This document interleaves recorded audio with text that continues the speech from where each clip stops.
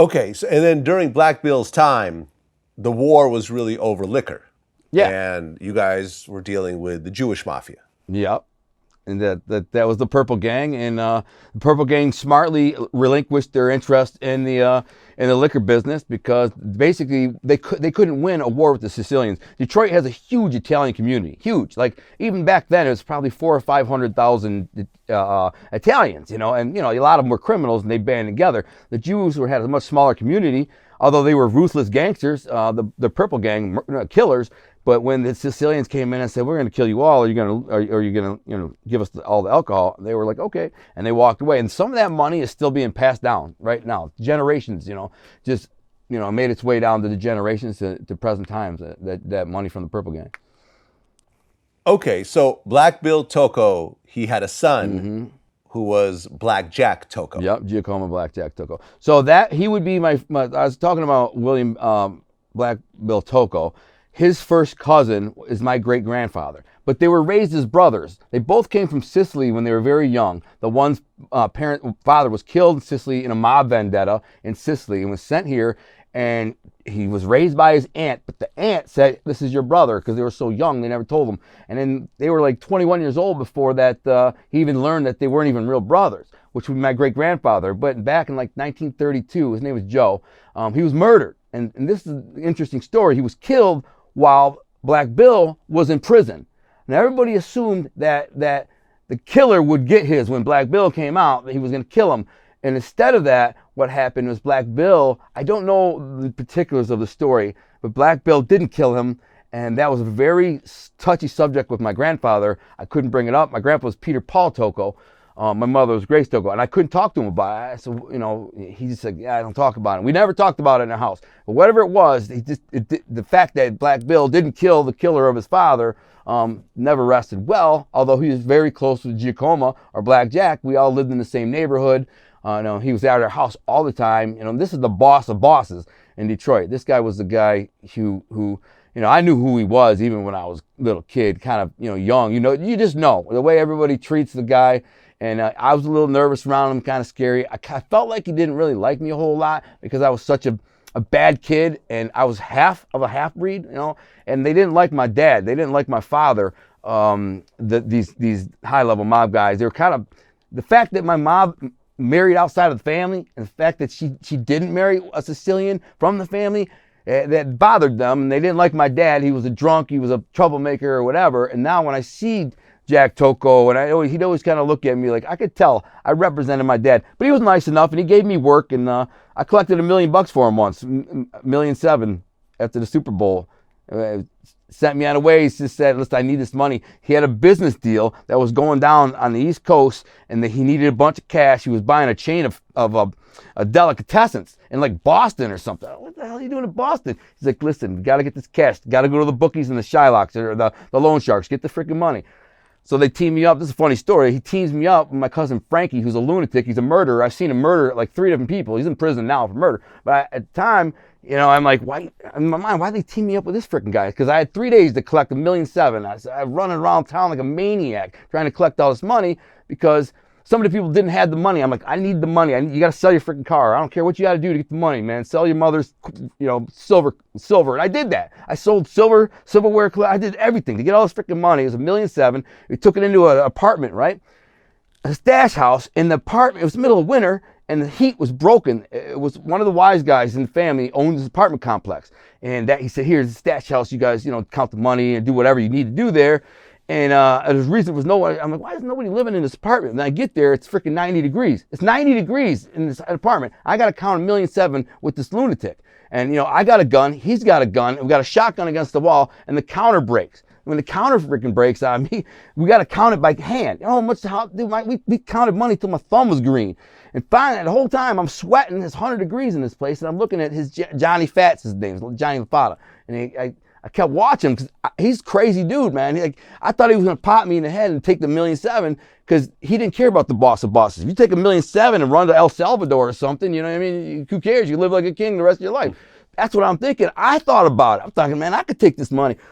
So afterwards, count the money. It takes us like 8 hours. We kept getting a different count. We had to start over count. Finally get it on me. I delivered to the Hazel Park racetrack, which, by the way, when I did that, I was under FBI surveillance the whole time. I didn't even know. So when I walked in at Hazel Park racetrack with a big, huge duffel bag filled with money to bring it to the boss, the feds later arrested me or brought me in and showed me video and pictures of me walking in. And they're like, what was in the bag? I'm like, sandwiches.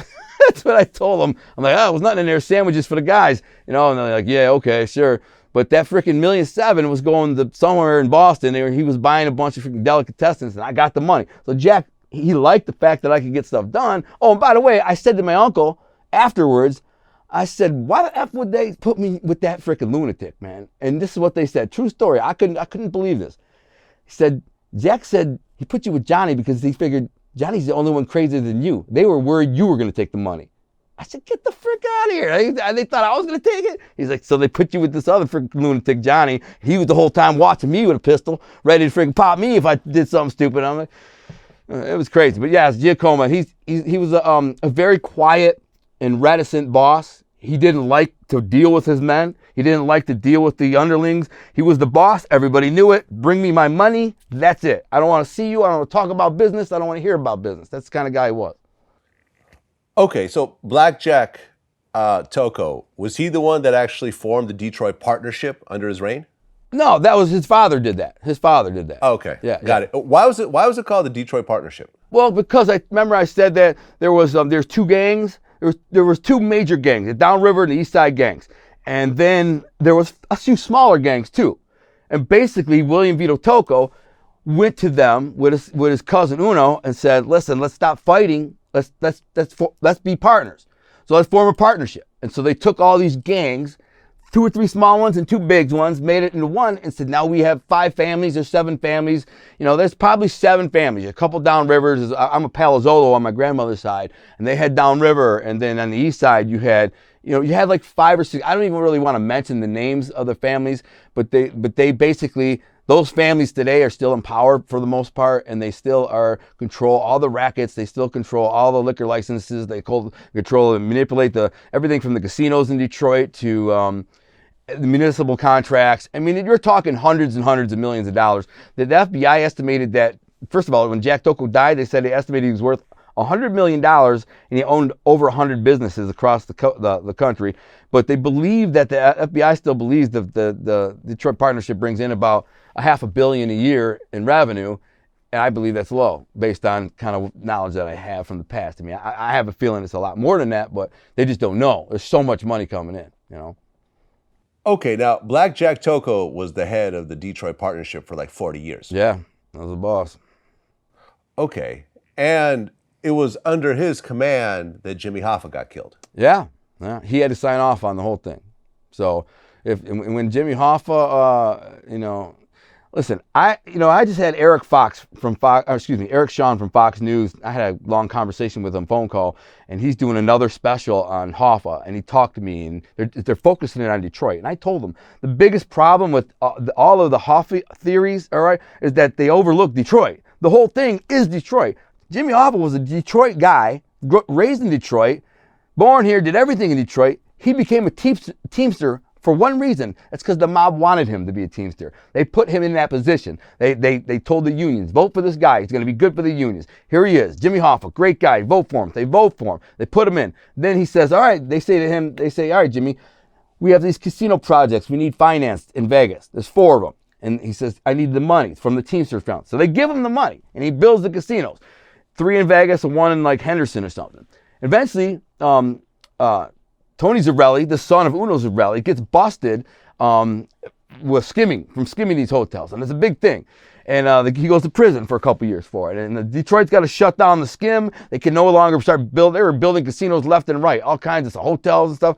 They got to stop because of the feds around. So now they turn around, they look at their friends. They got a lot of friends in New York and Buffalo and like New Jersey. And the reason for that is Detroit is heavily intermarried. So a lot of Detroit guys are married to daughters of high-hitting New York guys or Buffalo guys. So they're all very close friends. So what the Detroit bosses did, they turned to these guys and say, listen, we got this guy Jimmy Hoffa. We can get his money from the Teamsters. I can get you a $4 million loan to build a hotel and casino or whatever you want. But we need 4 points off the top or 2 points off the top. So, of course, if you're a New York mob guy and you say, you're saying you can give me $4 million to build a casino in Vegas and I just got to pay you 4 points? Okay, run it. And Detroit goes right to Jimmy and says, hey, we got these people in New York. They want to build a hotel in Vegas. They need $4 million. And he gives it. And they take, $200,000 off the top or whatever it is, and they put it in their pocket. Then they go build it. Now, when Jimmy made the deal with Nixon that he's like, I'm not going to bother you no more, but I'll get you your votes for your presidency. He said, well, I'll let you out, but you can't run for re-election. The mob in Detroit loved Fitzgerald. He was malleable. He was a schlep rock. So they were able to tell him, I need money, give me money. Do this, he did that. Did that. He was a puppet for the mob. Then here comes Jimmy Hoffa out of prison saying, I want my spot back. I want to run the show again. And he's going on the news saying, I'm going to rid the Teamsters of mafia influence. And whoa, Detroit was just like, whoa, wait a minute here, man. Are you serious? So that's what they did. They said, hey, Jimmy, slow down, man. We'll work this out. If you want to get back, we'll get you back. But let's sit down and talk about it. You can't go around saying this. And that's when Tony Giacalone, who was a guy that I worked for and I knew very closely, very, very dangerous man, probably the most dangerous person I've ever known. And I was in prison for 13 years. Here's the dude who's responsible for like 40 murders or disappearances. And Tony said, Jimmy, meet me for dinner, figure this out. And then he went to meet Tony for dinner, and that's the last of anybody ever saw Jimmy Hoffa. And so the whole story really revolves around Detroit. They had the biggest dog in the fight when it comes to Hoffa being exposing. All that money they build the casinos, all that money they help get New York casinos, all that money they get from the Teamsters, all Detroit. Listen, Detroit, you couldn't get nothing unless Detroit said yes. Green light, red light. That's it. If you wanted Teamster money from Jimmy Hoffa, Detroit made the call, and that's the end of it. So they had a lot to lose, and so no one's focused on it. The Irishman is a joke. The Irishman was a freaking fallacy, you know what I'm saying? I mean, that's what Eric Shawn, he said, what do you think of the Irishman? I said, it was a freaking joke. The whole thing was a made-up story by some pathological liar named Frank Sharon, who nothing he's ever said was confirmed, ever. Not a single murder, nothing. The guy's full of shit. He happened to be going to Detroit that weekend for a wedding, the Buffalina wedding, and he's just like, hey, theoretically, I could say I killed him. Well, I know something that I can tell you right now that most people will never know, and I probably shouldn't even say it, but I don't care if it pisses somebody off. Frank Wyman, the agent who sold the book, I Heard You Paint Houses, to Netflix to make the movie The Irishman, Frank Wyman, had the book first in his hands, and it didn't have the Hoffa and didn't have Joe Gallo in it. He brought it to the publisher and said, we want to publish this? They said no. So he went back to him. Frank Sharon said, listen, say you killed Joe Gallo, who's a big time, Joe Gallo, big mob hit in New York. He wrote in there, I killed Joe Gallo. They bring it back to the publisher, say, here you go. And they say, nah, we're good, we don't want it. He goes back and says, say you killed Jimmy Hoffa. He writes in there, he killed Hoffa. They bring it back to the publisher, he killed Jimmy Hoffa. They're like, okay, we'll publish it. And that's how you got to see the movie The Irishman. By this pathological liar just makes some shit up. And I'm telling you right now, Detroit would never in a million years ever would allow some random Irish dude from New Jersey to come in and do their freaking dirty work. Never. They would kill him before he even got close. You're never going to, they know how to they specialize in making people disappear. And it ain't just Hoffa. I'm trying to tell you, it's not Hoffa.